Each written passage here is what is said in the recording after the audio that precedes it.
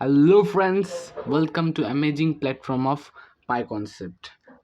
आज हम class 8 science का बायोलॉजी का सेल स्ट्रक्चर एंड फंक्शन का करेंगे। तो शुरू करते हैं बिना कुछ देरी करके। तो फर्स्ट हम कुछ विजुलाइज करते हैं सेल को। क्या करते हैं? थोड़ा हम सेल को विजुलाइज करते हैं कि सेल आखिर में होता क्या है। तो मेरा ट्विटर पूरा इंग्लिश में मत जाना, सिर्फ कॉन्सेप्ट समझ में, ठीक है। तो फर्स्ट हम पकड़ लेते हैं कुछ visualise cell with an example. मान लो ह्यूमन बॉडी है। ह्यूमन बॉडी मतलब हमारा ह्यूमन बॉडी है। उनका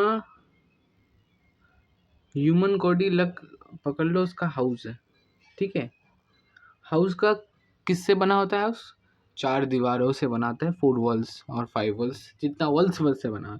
और वॉल्स को पकड़ लो टिश्यू। टिश्यू क्या है बाद में समझना, पहले टिश्यू कर लेते हैं फिर तुम समझ में आना। पहले सेल कर लेते हैं। ये वॉल है ना, ह्यूमन बॉडी है। ह्यूमन बॉडी एक हमने किसको एग्जांपल दिया? एक हाउस के समान। तो हाउस क्या है? एक 4 वॉल से मिलके बना है। तो 4 वॉल्स के हम एक वॉल ले लिया। और एक वॉल क्या किससे बना होता है? एक ब्रिक, बहुत सारा ब्रिक मिलके एक वॉल होता है, मेक होता है। तो जो मतलब एकदम बेसिक यूनिट है घर बनने का, वो है ब्रिक। तो ब्रिक से पूरा घर होता है। ऐसे ही हमारे बॉडी का, ह्यूमन बॉडी किससे बना होता है? हमारा ह्यूमन बॉडी बना होता है सेल से। और सेल है ह्यूमन बॉडी का basic and fundamental structure. Fundamental किस लिए? वो एकदम माइक्रोस्कोपिक लेवल का, एकदम हमारा बेसिक है। वो हमारा बॉडी पूरा बनाते हैं सेल से मिलके। तो नेक्स्ट हम टिश्यू कर लेते हैं, फिर हमें और समझ में अच्छे से आएगा। तो टिश्यू कुछ नहीं होता। टिश्यू होता है a group of cell that work together to perform a specific function. Tissue ऐसा कुछ एक ग्रुप ऑफ सेल है। सेल का एक दल है, 10-12 सेल, 15-20 सेल। सेल का एक ग्रुप है जिस एक स्पेसिफिक, एक डेफिनेट काज करता है। ये एक ही काज करता है, सब मिलके एक काज करता है। तो एक ग्रुप ऑफ सेल है, ठीक। कोऑर्डिनेट करता है सेल, सब सेल कोऑर्डिनेट करके एक स्पेसिफिक का क्या करते हैं, वर्क करते हैं। उसको हम बोलते हैं टिश्यू। तो ये हम टिश्यू पकड़ लेने से, तो टिश्यू का जो आखिरी हिस्सा है वो सेल, सेल टिश्यू से बना होता है। और टिश्यू से ऑर्गेन बना होता है। टिश्यू से क्या बना होता है? जो हम 4 दीवारी बोल रहे हैं, 4 दीवारी होगा ऑर्गेन, और पूरा घर होगा हमारा ह्यूमन बॉडी, ठीक है। तो सेल से टिश्यू होता है, मल्टी माने a group of cell is called tissue, और a group of tissue called organ. और पूरा ऑर्गेन का जो सम होता है, लाइक हमारा पूरा ह्यूमन बॉडी पूरा ऑर्गेन से बना हुआ है ना। तो हम एक सेल, ये एकदम एकदम एक्चुअली सेल नहीं है, मैं ऐसे एग्जाम्पल इसको हम सेल बोल सकता हूँ। और इस एक्सप्लेनेशन का नोट्स हम आपको देंगे। हमारे डिस्क्रिप्शन में टेलीग्राम चैनल होगा, वही ज्वाइन किए, वहाँ पर दे देंगे हम। तो हम variety in cell number, size and shape. Cell बहुत तरह के होते हैं, बहुत टाइप के होते हैं। तो उनका हम वेराइटी देख लेते हैं। उसका फर्स्ट हम नंबर वाइज, सेल का नंबर वाइज हम उनका वेराइटी फर्स्ट क्लासीफाई कर लेते हैं। तो नंबर वाइज सेल को हम 2 कैटेगरी में क्लासीफाई कर सकते हैं, एक यूनिसेलुलर ऑर्गेनिज्म और एक multi cellular organism. Okay, unicellular और मल्टी सेलुलर। यूनी मतलब एक, सेलुलर ऑर्गेनिज्म मतलब एक सेल, जो जिस ऑर्गेनिज्म के एक सेल से तैयार होता है वो ऑर्गेनिज्म, उसको बोलते हैं यूनिसेलुलर। और जो ऑर्गेनिज्म अनेक सेल से तैयार होता है, उनको बोलते हैं मल्टी सेलुलर ऑर्गेनिज्म। ये unicellular organism is a living organism that made up of to only one cell. Okay, these single cells carried out all function necessary for organism survival, such as feeding, movement, growth, reproduction. Example unicellular organ. तो क्या बोला है? जो uni cellular कौन होता है? जो organism एक सेल से बना होता है, और वो एक सेल में सब प्रोसेस होता है उनका खाने का। तो उनका मूवमेंट, ग्रोथ होता है, रिप्रोडक्शन होता है, और एजिशन लाइक एक्सक्रीशन, सब उन एक सेल से होता है। और ये मल्टी सेलर और such type of unicellular example है bacteria, amoeba, certain type, some algae are also a unicellular. Okay, तो मल्टी सेलुलर ऑर्गेनिज्म क्या होता है, हमने बताया कि जो ऑर्गेनिज्म अनेक अनेक सेल से तैयार होता है उनको multi cellular is a living organism made up of more than one cell. एक सेल से ज़्यादा सेल से बना होता है। This cells work together with each of type perform specific function. मतलब जो मल्टी सेलुलर होता है उनका एक सेल, दो तीन सेल एक काम करते हैं और दो तीन सेल एक काम करते हैं, मतलब अलग अलग काम के लिए अलग अलग डिवीजन होता है। ठीक है, तो कंट्रीब्यूट ओवरऑल सर्वाइवल, तो उन लोग सब मिलके एक हमें लिविंग ऑर्गेनिज्म को सर्वाइवल करने में एक कंट्रीब्यूट करता है ना। Example of multi include human, हम एक मल्टी सेलुलर ऑर्गेनिज्म है। Animal, plants, fungi, in this organism cells are often organise into tissue organ system.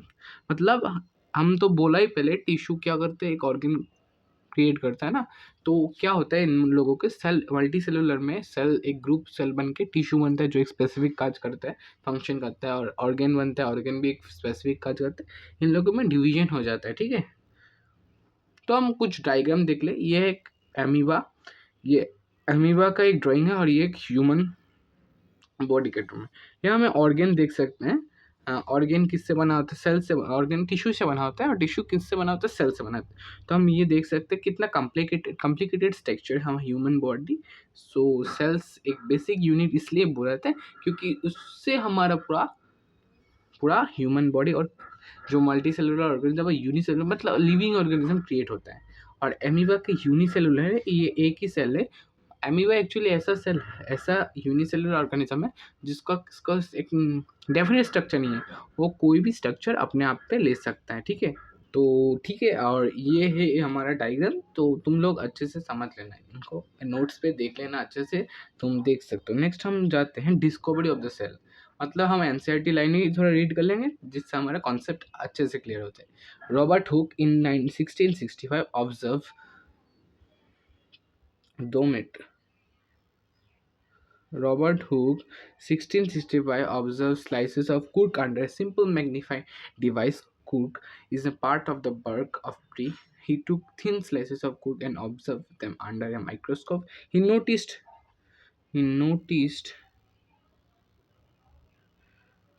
partition boxes of components in the cork. These boxes appeared like honeycombs. He also noticed that one box was separate from the other wall partition. Hooke coined the term cell of each box. What Hooke observed box or cells in the cork were actually dead cells. Cells of living organism could be observed only after a discovery in improved microscope. Very little was known about this. हाँ, इनमें क्या बोला है, मैं simple इतना important नहीं है वो वाला पार्ट, फिर भी हमने ऐड किया है।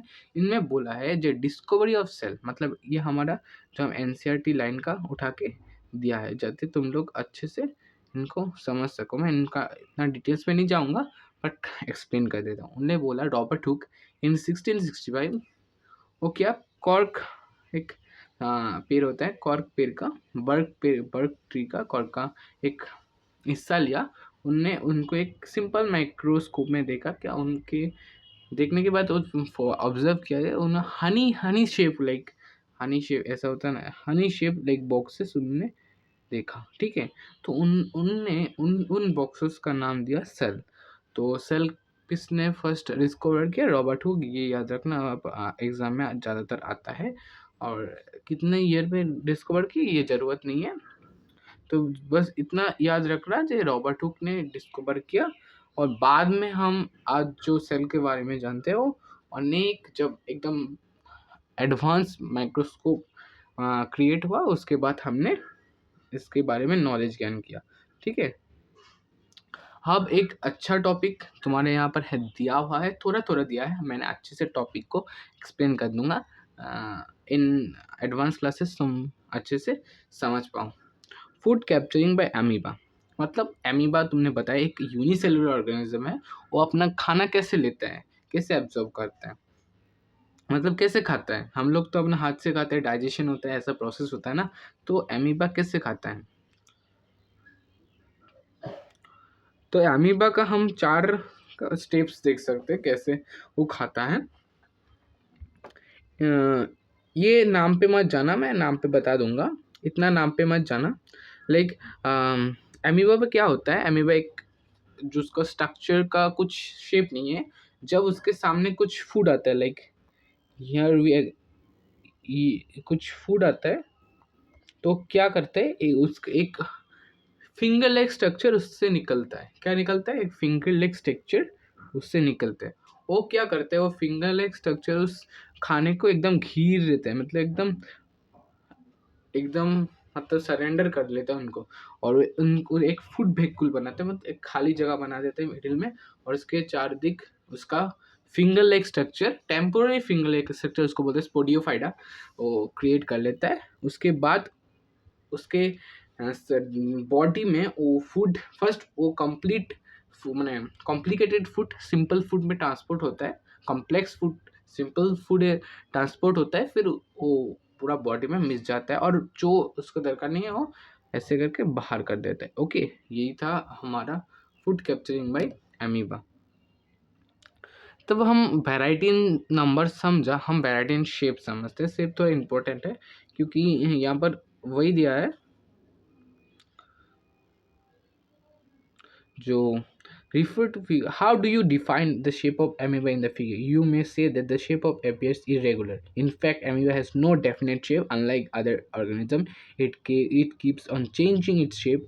Observe the projection of varying length protruding out of the body. These are called spodiophyta. As you learned in this projection, appear, disappear, appear, moves.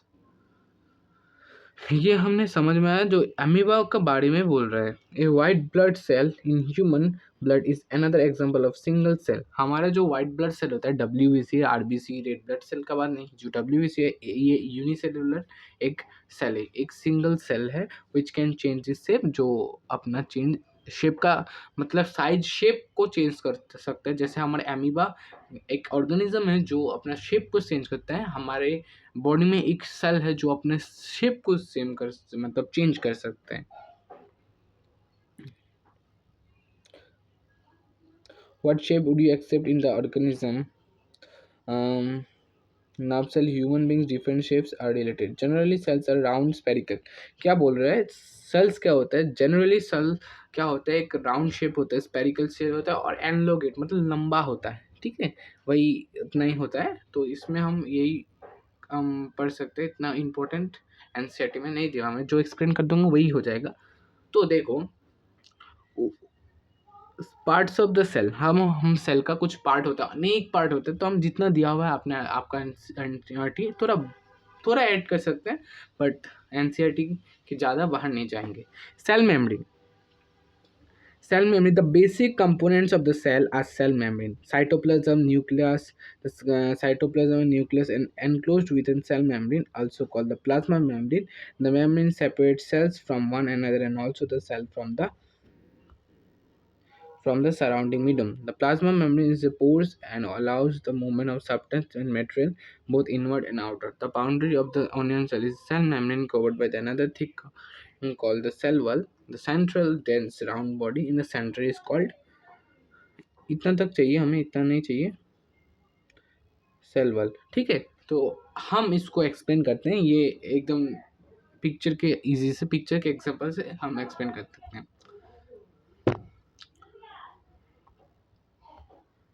तो देखो ये cell first take this cell as example.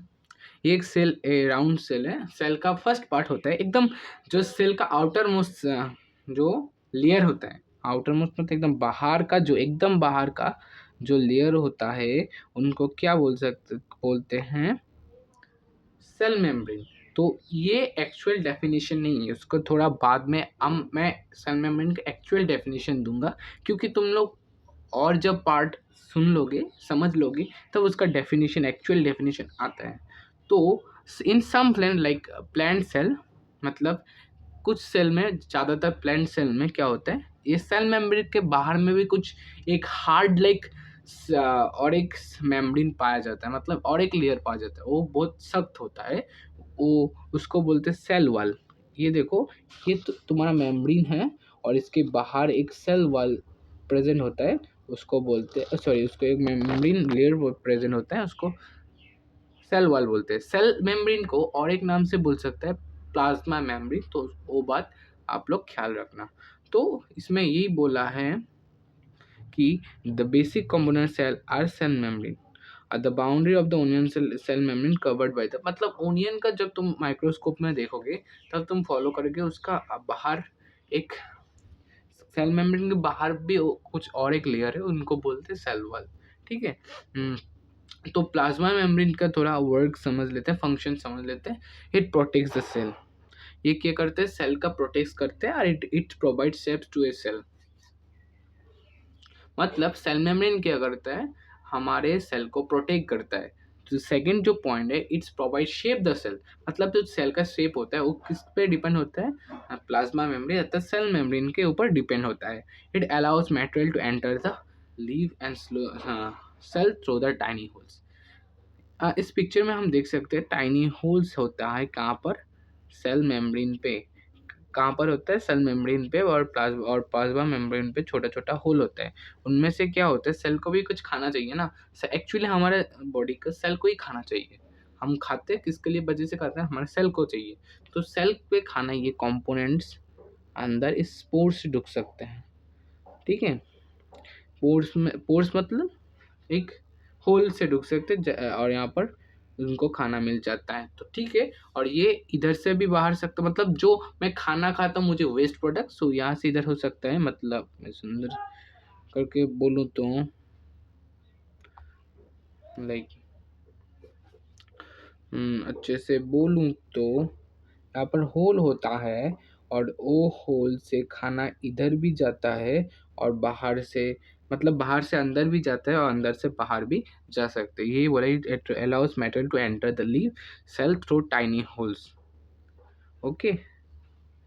तो हमने समझ लिया जो क्या cell है, क्या है सेल मेम्ब्रेन, सेल वॉल क्या है, तो हम समझ लिया। तो हमने बोला जो शेप, सेल का शेप क्या होता है, राउंड होता है और एनलोगेट हो सकता है, और कुछ कुछ तो इरेगुलर भी हो सकता है। ये एक राउंड सेल का एग्जांपल है, एमीबा एक इरेगुलर सेल का एग्जांपल है।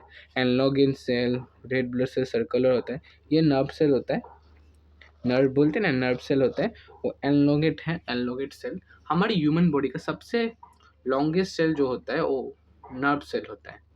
ठीक है। हमारी ह्यूमन बॉडी का नर्व सेल सबसे बड़ा होता है। The cell was an extra covering. The cell wall is an extra covering that surrounded the cell membrane of plant cell. Plant cell का extra covering कुछ होता है, उनको बोलते हैं cell. It is made of stiff non-living material called cellulose. ये किससे बना होता है, cellulose? तुमने पढ़ा होगा क्लास 7 में, जो हमारा स्मॉल इंटेस्टाइन है, मतलब काव का जो स्मॉल इंटेस्टाइन है वो सेलुलोज डाइजेस्ट करता है। क्या डाइजेस्ट करता है, सेलुलोज डाइजेस्ट करता है। इसलिए उनका सेलुलोज बहुत डाइजेस्ट होने में समय रखता है, क्योंकि वो हार्ड होता है। तो इसलिए हमारा जो प्लांट सेल का मेम्ब्रेन है, एक एक्स्ट्रा कोवरिंग है, उसको सेलो वॉल बोलते हैं, और वो क्या होता है, सेलुलोज से बना होता है। Cell wall is a lacking in animal cell, cell wall animal cell में नहीं होता। Function, it provides rigidity to the cell, मतलब ये धीरता देता है सेल को, मतलब एक अवस्था में रहने में सेल को रिगिडिटी देता है। It's provide protection to the cell, ये क्या करता है, सेल को प्रोटेक्ट करता है, क्योंकि सेल को ज़्यादा प्रोटेक्ट चाहिए, क्योंकि वो मूव नहीं करता। ह्यूमन सेल मूव, मतलब हम मूव कर सकते हैं, हमारा कुछ समस्या हो तो हम, यहाँ पर समस्या हो तो हम दूर चल सकते हैं, क्योंकि प्लांट जहाँ पर हो वहीं पर होना चाहिए। हो सकता है उन मूवमेंट नहीं कर सकते, दैट इज़ वाई उनको एक्स्ट्रा प्रोटेक्शन का ज़रूरत होता है। Plants will need protection against high wind, variation in temperature, atmospheric moisture. The plant need protect themselves. This is from this factor as they cannot move. ये जो मैंने बोला वही यहाँ पर बोला, क्योंकि वहाँ पर स्पीड ज़्यादा होते हैं, हवा का स्पीड, टेम्परेचर का जो चेंजेस, एटमॉस्फेरिक मॉइस्चर जो होता है, उनसे प्रोटेक्ट होने के लिए उसको एक्स्ट्रा सराउंडिंग का प्रोटेक्शन चाहिए, उनको उसको बोलते हैं cell wall. Okay. Have you ever thought why plant cell has a and chloroplast? So इससे पहले हम कुछ एक और कर लेते हैं। तो हम और एक पार्ट का डिसीजन डिस्कस कर लेते हैं, जैसे हम वो डिस्कस करेंगे। The nucleus is present inside the cell. मतलब हम न्यूक्लियस के बारे में अब करेंगे। न्यूक्लियस क्या होता है? Nucleus is a present in the inside the cell surrounded by the cytoplasm. This nucleus is the boss of the cell just like your school principal. इसके पहले हम हाँ बोल लेते हैं। न्यूक्लियस क्या होता है? हमारा सेल का एक सेंटर, ज़्यादातर सेंटर में प्रेजेंट होता है, और इसको सराउंडेड साइटोप्लाज्म का सराउंड होता है। मतलब इनके सराउंडिंग में कौन प्रेजेंट होता है? साइटोप्लाज्म। साइटोप्लाज्म क्या है वो डिस्कस करेंगे, इसके बाद ही डिसाइड करेंगे। Nucleus is the boss of the cell. मतलब न्यूक्लियस एक सेल का बॉस होता है, एक सेल का ब्रेन होता है। वो सब इंस्ट्रक्शन देता है सेल को करने में, जो सेल करेगा उसको इंस्ट्रक्शन कौन देता है? न्यूक्लियस देते हैं। Like your school principal, as the principal controls everything taking place in the school, the nucleus also controls everything that is happening in the cell. मैंने जो बोला, एक ब्रेन का काम करता है। Must most cells have only one cells, like muscle cells have more than one cells. Most of the cells क्या होते हैं, उनके पास एक न्यूक्लियस होता है। ठीक है, क्या होता है? वन न्यूक्लियस होता है। बट मसल सेल, हमारा जो मांस का पेशी होता है, मसल सेल, उसमें क्या होता है? एक से ज़्यादा सेल पाया जाता है। ओके, ठीक है। तो nucleus is spherical body consisting four parts: nuclear membrane, nucleus sap, nucleoplasm, nucleolus, chromosomes. ये हम ज़्यादा तक, ये तुम्हारा एनसीईआरटी का नहीं है, थोड़ा बोल देता हूँ। क्या होता है? न्यूक्लियस का भी जो आउटर मोस्ट कवरिंग होता है, जो न्यूक्लियस को प्रोटेक्ट रखता है, उसको बोलते हैं सेल में न्यूक्लियर मेम्ब्रेन। और न्यूक्लियोप्लाज्म क्या होता है?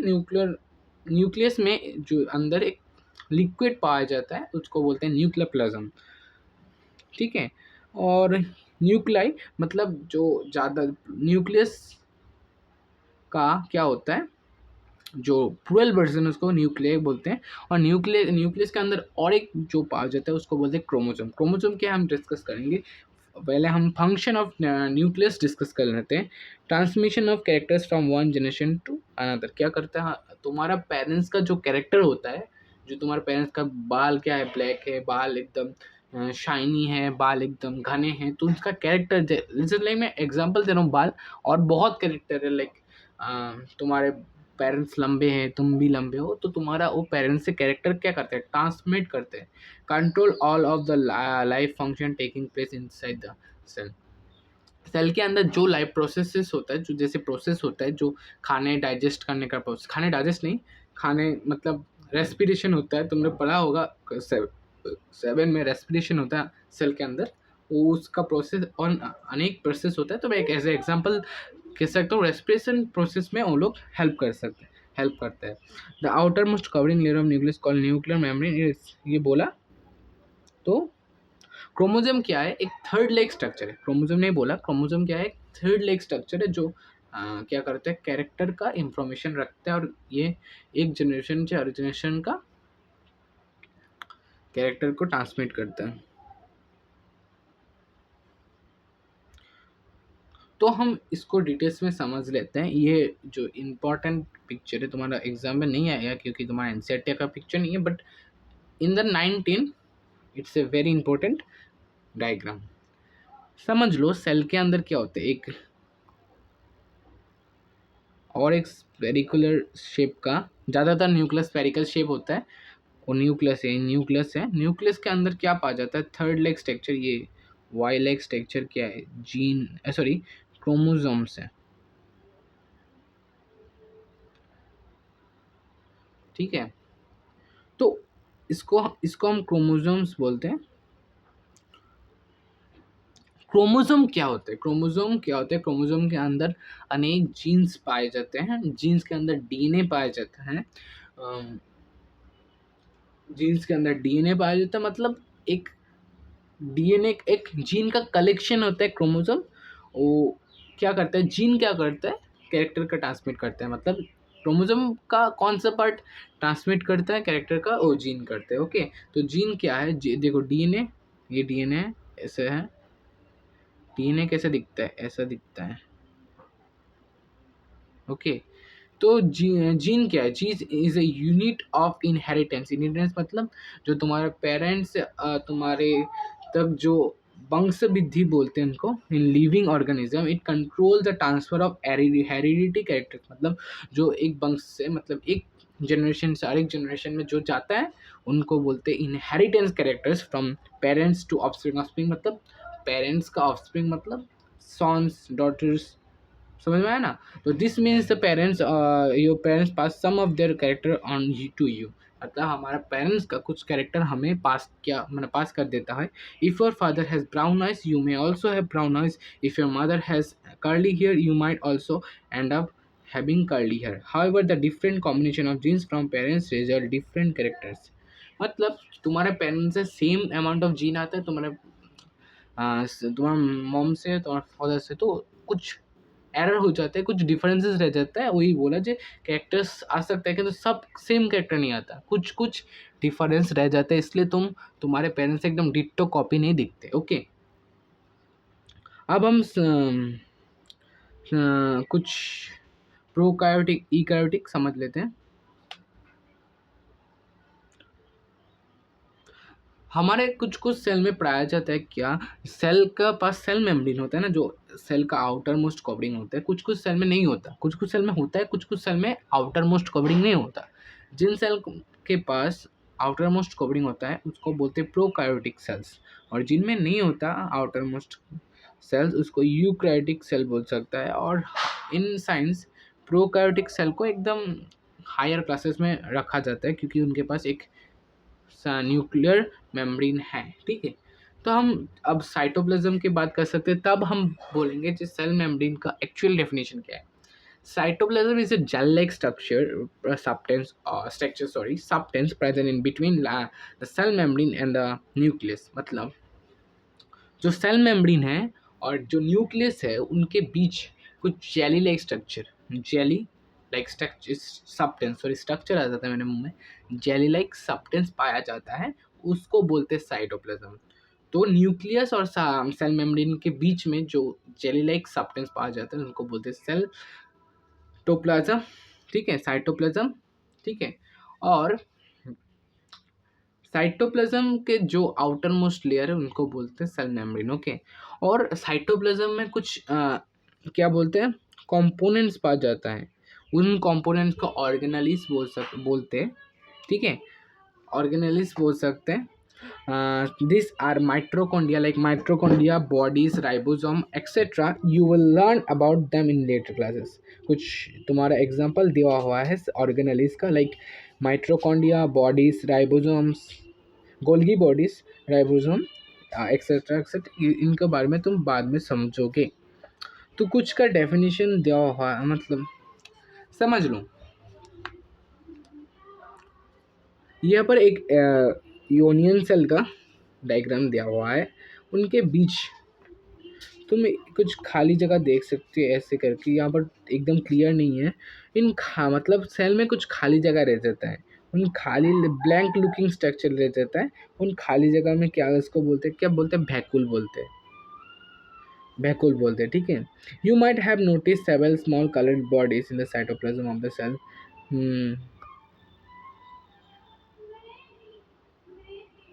मतलब सेल के अंदर कुछ मतलब स्पेशली प्लांट सेल के अंदर कुछ कलरिंग पिगमेंट पाए जाते हैं, ज़्यादातर कलरिंग पिगमेंट पाए जाते हैं। उन पिगमेंट को मतलब उन जो साइटोप्लाज्म में ऑर्गेनेलिस होता है, उन ऑर्गेनेलिस में एक ऑर्गेनेलिस होता है जिनके पास एक कलर पिगमेंट पाया जाता है, मतलब रंजक जो सब्सटेंस पाए जाते हैं उनको बोलते हैं प्लास्टिड। अब प्लास्टिड के अंदर एक सब्सटेंस पाया जाता है प्लांट सेल में, उसको बोलते हैं क्लोरोफिल। वो ग्रीन कलर पिगमेंट होता है, दैट इसके वजह से फोटोसिंथेसिस होता है। तुम लोग क्लोरोफिल का नाम तो सुना ही होगा। तो क्लोरोफिल प्लास्टिड के अंदर होता है, और प्लास्टिड ह्यूमन सेल में नहीं पाया जाता, ये प्लांट सेल में पाया जाता है। अब हम comparison of plant cell and animal cell, animal cell और प्लांट सेल के बारे में कुछ डिस्कस करेंगे। ओके,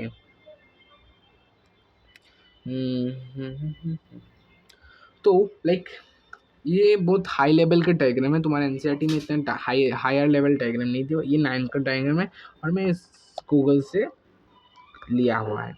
तो इसको हम ऐसा, या नाम पे मत जाना, नाम नहीं जरूरत पड़ेगा, सम नाम जरूरत पड़ेगा प्लांट सेल का, सम नाम like nucleus, cytoplasm, cell membrane, ये सब वैक्यूल, ये सब नाम ज़रूरत पड़ेगा, जो जो तुमने पढ़ा उस नाम को ही ज़रूरत पड़ेगा, वो लोग तुमने एनसीईआरटी बुक्स में देख लेना। तो एनिमल सेल में क्या होता है, सेल वॉल होता है, नहीं, सॉरी, प्लांट सेल में सेल वॉल होता है, एनिमल सेल में सेल वॉल नहीं होता। और प्लांट सेल में लाइक कंपेरिजन देखो, यहाँ पर सेल मेम्ब्रेन प्रेजेंट है, सेल वॉल प्रेजेंट है, एब्सेंट है, न्यूक्लियस दोनों में होता है, न्यूक्लियर मेम्ब्रेन दोनों में होता है। तो जो ये होता है वो तुम होमवर्क करना, क्योंकि सब मैं नहीं कर सकता हूँ। तुमने समझ में आया कि मैंने क्या एक्सप्लेन किया? ये बहुत इम्पोर्टेंट टेबल है, क्योंकि तुम एनसीईआरटी एक बार रीड कर लेना, जाते तुम्हें और ज़्यादा इन्फॉर्मेशन मिल सकता है। मैं एकदम डिटेल एक्सप्लेनेशन दे दिया, तो तुम कर सकते हो एक बार रीड एनसीईआरटी। तो आज के लिए इतना ही, थैंक यू, और फिर मिलते हैं नेक्स्ट वीडियो पे।